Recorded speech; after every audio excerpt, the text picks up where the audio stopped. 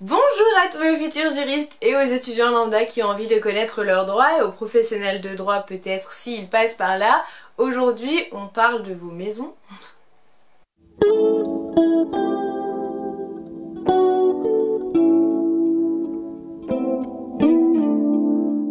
Ok, alors pour le deuxième sujet et grande thématique du droit, à savoir, je parle des biens meubles et des biens immeubles.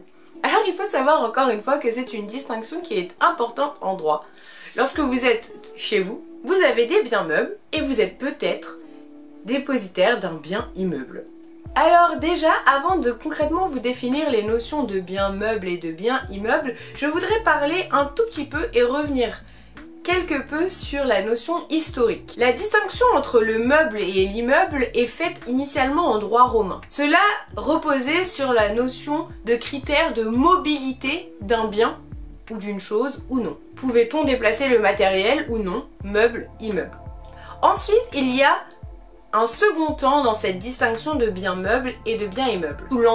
Sous l'ancien droit, excusez-moi, c'est-à-dire avant 1789 véritablement, on distingue les choses selon leur valeur. On va donc distinguer la propriété, l'immobilier, de la valeur des choses, qui sont du coup du mobilier. C'est à cette époque qu'il y a véritablement une césure dans la notion de biens meubles et de biens immeubles. Et du coup, pour revenir un peu à cette notion d'ancien droit, si on se questionne sur la propriété des biens meubles avait peu de valeur par rapport à la propriété des biens immeubles qui étaient des parts de terre.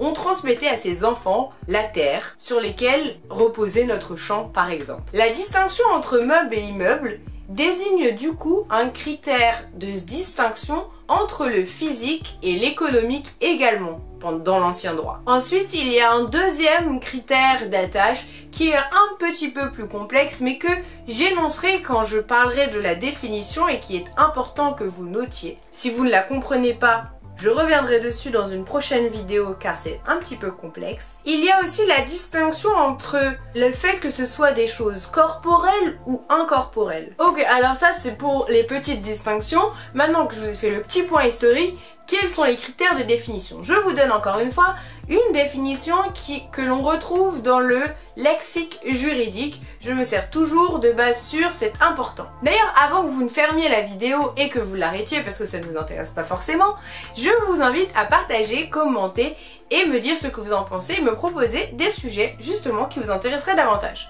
On continue.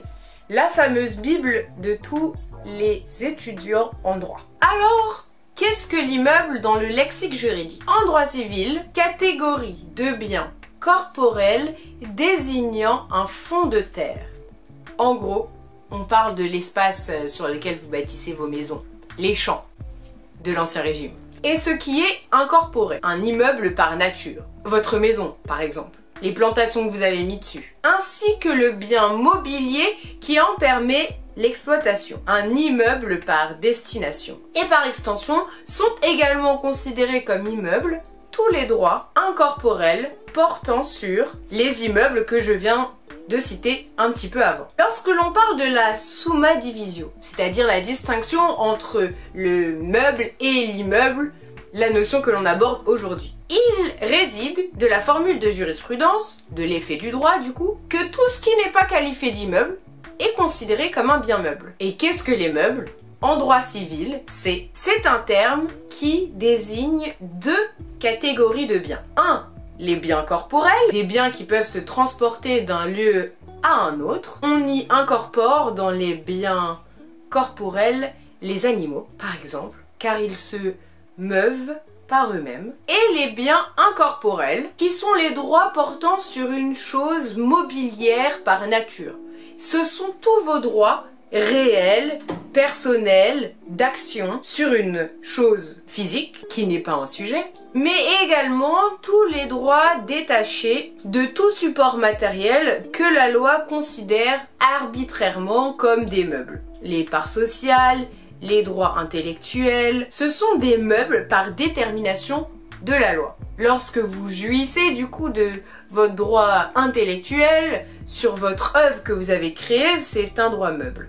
Voilà pour cette notion un peu compliquée de distinction entre les biens meubles et les biens immeubles. Je vous laisse me poser vos questions dans les commentaires et j'y répondrai au mieux que je peux. Partager, commenter et diffuser ma vidéo. Proposez-moi des sujets la semaine prochaine. Vous aurez, ou en tout cas dans le prochain épisode de Geomantis Media, vous aurez une autre distinction. C'était Ifa de Geomantis Media, la chaîne qui s'intéresse à vos droits.